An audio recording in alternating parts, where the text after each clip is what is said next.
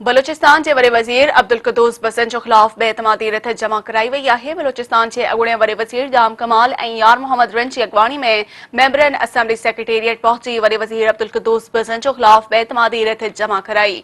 वरे वज़ीर अब्दुल क़ुद्दूस बज़न जो ख़िलाफ़ बेएतमादी रिथ ते 14 मेंबरनि जूं सहियूं थियल आहिनि। पीटीआई जे 7, अवामी नेशनल पार्टी जे 4 ऐं बीएनपी जे 3 मेंबरनि वरे वज़ीर अब्दुल क़ुद्दूस बज़न जो ख़िलाफ़ बेएतमादी रिथ जमा कराई। बेएतमादी रिथ जमा कराइण खां पोइ मीडिया सां ॻाल्हाईंदे जाम कमाल चयो त केतिरई भेरा चयो त बलूचिस्तान वासियुनि सां ज़ुल्म खे बर्दाश्त नथा करे सघूं। वफ़ाक़ में हिक एजेंडा तहत वियासीं त बलूचिस्तान में तब्दीली ईंदी।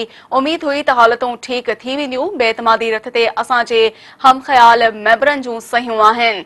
सरदार यार मोहम्मद रिन चयो त इमरान ख़ान बलूचिस्तान सां वरी ज़्यादती कई आहे। बेएतमादी रिथ लाइ नंबर पूरा आहिनि।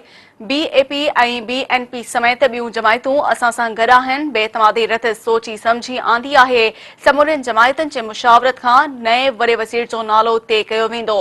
होॾां बलूचिस्तान हुकूमत जे तर्जुमान फरहा अज़ीम शाह जो चवणु आहे त बेएतमादी नाकाम थींदी। वरो वज़ीर अब्दुल क़ुद्दूस बज़न जो पंहिंजो मुदो पूरो कंदो।